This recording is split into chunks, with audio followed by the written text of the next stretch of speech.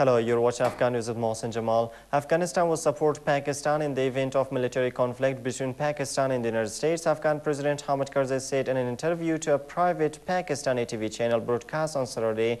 The remarks were in sharp contrast to recent tension between the two neighbors over cross-border raids and Afghan accusations that Pakistan was involved in killing the chief Afghan peace envoy, former Afghan President Burhanuddin Rabbani, by suicide bomber on September 20th. In the interview with Geo Television, Karzai said that if ever there is a war between Pakistan and America, Afghanistan will side with Pakistan, and if Pakistan is attacked or the people of Pakistan needs Afghanistan's help, Afghanistan will be there with them. Karzai said tensions between the United States and Pakistan did not have an impact in his country's attitude towards Pakistan. Meanwhile, Karzai again asked Pakistan to stop using all methods that hurt Afghans and now hurt Pakistan, urging them to engage from a different platform to progress towards a better future in peace and harmony.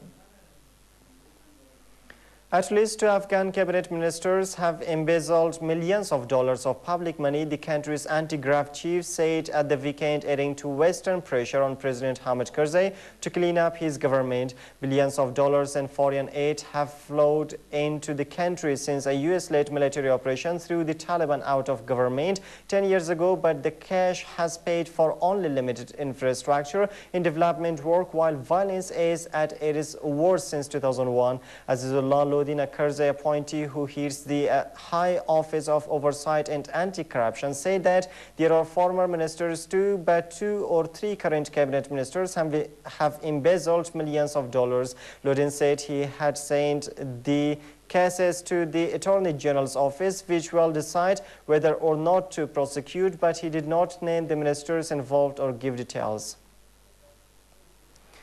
At least 11 Afghan civilians have been wounded in a missile attack Saturday night in eastern Afghanistan, local officials say Sunday.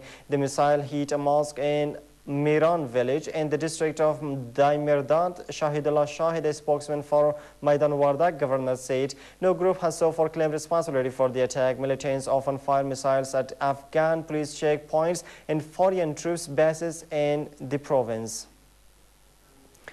A spokesman for Pakistan's army says authorities have forced an Indian military helicopter to land and have taken its 4-member crew into custody for violating Pakistani airspace.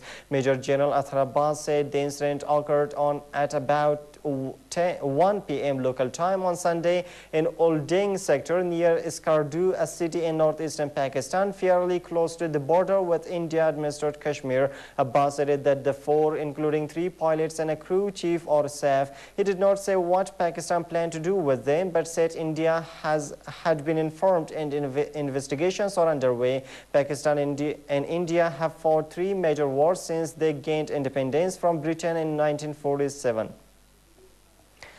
President Barack Obama's thought on Saturday highlighted a U.S. pullout from Iraq and the death of Libyan leader Muammar Gaddafi as success stories. Obama said his leadership had made it possible to turn the page on a decade of war and refocus on bolstering the U.S. economy and paying down the national debt. Obama said in his weekly radio and internet address that Gaddafi's death and the announcement that all U.S. troops would be removed from Iraq this year were powerful reminders of how they have renewed American leadership in the world.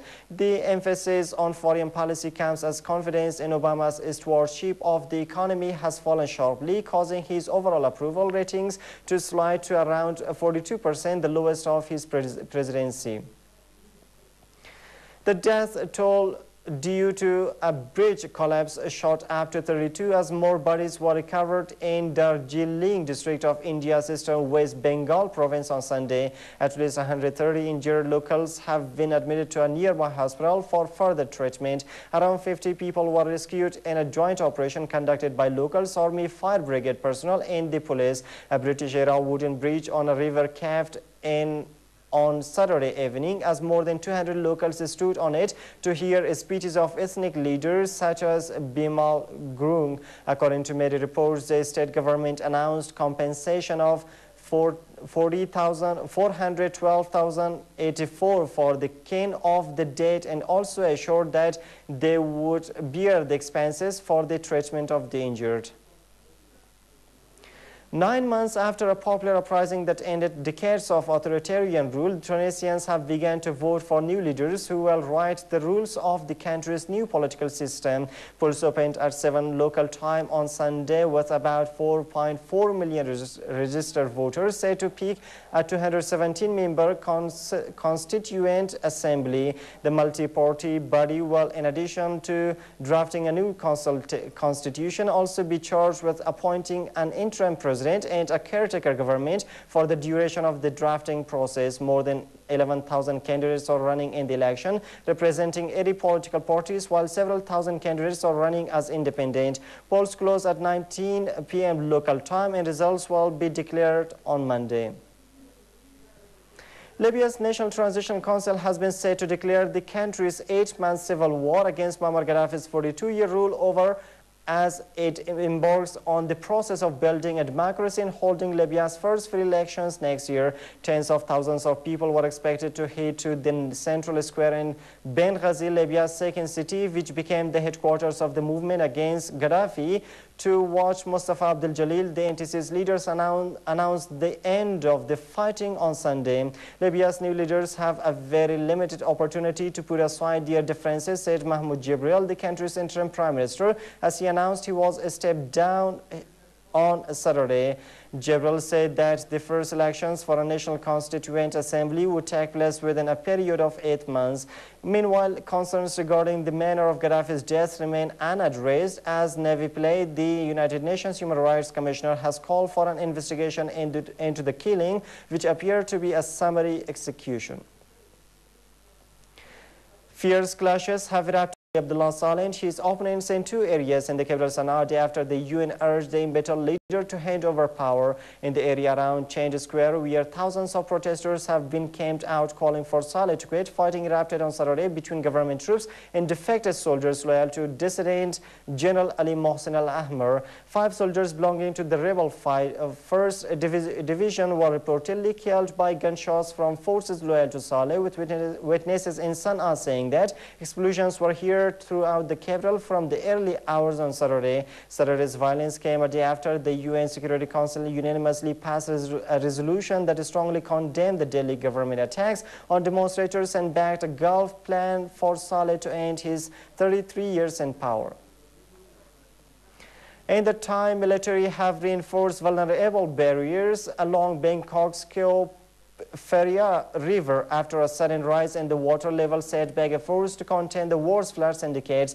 Thailand's Prime Minister has warned people that the country is likely to endure at least 1 more month of flooding, telling anxious residents in the capital Bangkok to prepare for possible meter-deep water. The overall flood situation would continue for 4 to 6 weeks. Yingluck Shinawatra, the Prime Minister, said on Saturday.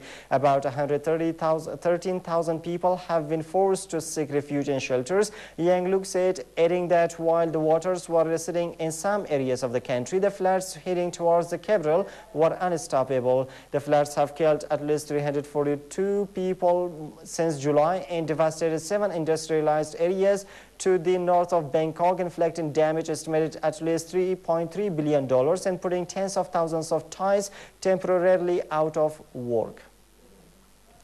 And that's all for now. Thanks for staying with us.